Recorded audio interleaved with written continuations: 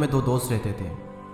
वो दोनों दोस्त एक दिन समुद्र किनारे शंख इकट्ठा करने के लिए गए ताकि उन शंखों को बेचकर वो अपने लिए कुछ पूंजी जमा कर पाए। दोनों दोस्त शंख इकट्ठा कर ही रहे थे, तभी पहले वाले दोस्त को एक बड़ा शंख मिल गया और ये देखकर दूसरे वाले दोस्त के मन में आया कि यार इसे तो बड़ा शंख मिल गया, अब ये मुझसे ज़्यादा पैसा कमा लेगा।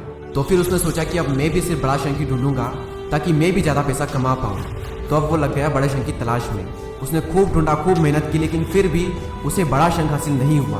और उस बड़े शंख के चक्कर में उसे जितने भी छोटे छोटे शंख मिलते उन सारे शंखों को उठा करके फेंक देता, क्योंकि उसके दिमाग में वो बड़ा शंख था कि मुझे किसी भी हालत में वो बड़ा शंख चाहिए ताकि मैं थोड़े ज़्यादा पैसे कमा पाऊँ। तो बड़े शंख की तलाश में दोपहर से शाम हो गई, शाम से रात हो गई, तो ना तो उसे बड़ा शंख मिला और बल्कि जो छोटे छोटे शंख उसे मिले थे उन शंखों को भी उसने फेंक दिए, तो उसके हाथ में कुछ नहीं आया।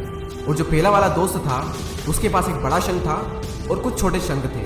तो रात हो गई और वो दोनों दोस्त घर जाने लगे। तो घर जाते वक्त पहला वाला जो दोस्त था उसने अपने शंख बेच दिए। तो उसके पास एक जो बड़ा शंख था उसके उसे मिले 1000 रुपये और जो छोटे छोटे शंख उसके पास में थे उसके उसे मिले 3000 रुपये। और ये जानकर उस दूसरे वाले दोस्तों को बहुत दुख हुआ कि काश मैं उन छोटे छोटे शंखों को फेंकता नहीं तो अभी मेरे पास इससे भी ज़्यादा कमाई होती। उसके दोस्त ने उसे बताया कि जो छोटे छोटे शंख तूने फेंक दिए थे ना उन्हीं को मैंने अपने पास कलेक्ट कर लिया और उन्हीं की वजह से मुझे मिले 3000 रुपये।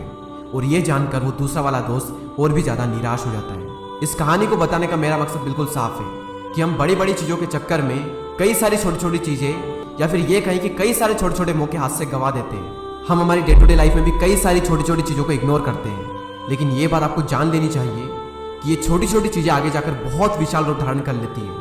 हर छोटी चीज़ पर ध्यान लगाओ, उसे इग्नोर मत करो, आगे जाकर आपको इसकी अहमियत पता चलेगी।